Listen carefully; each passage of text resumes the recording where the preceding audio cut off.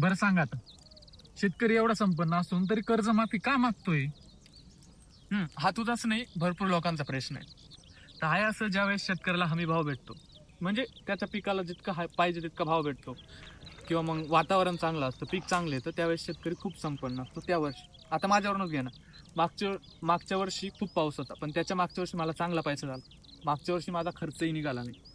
त्याच्याकरता समज आता माझा खर्च निघाला नाही म्हणून मी पीक कर्ज घेतलं, पण ह्या वर्षी पीक कर्ज घेऊन भांडवल लावलं आणि ह्या वर्षी पाऊस तसाच झाला.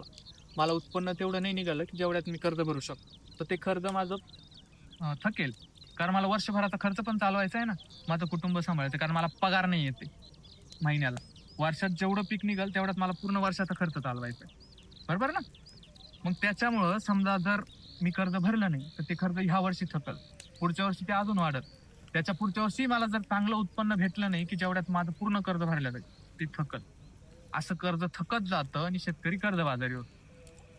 बँका वाढत जातात, शेतकरी कर्जबाजारी होतो, म्हणून शेतकरी कर्जमाफी मागतो. जे संपन्न आहे शेतकरी त्यांचं ठीक आहे, पण ज्यांच्याकडे क्षेत्र कमी, ज्यांच्या सोयाबिनी वगैरे गहू वगैरे करतात, त्यांचं अक्षरशः सगळं वाहून गेलं यावेळेस. त्याच्यामुळं कर्जमाफीची गरज आहे. समजलं?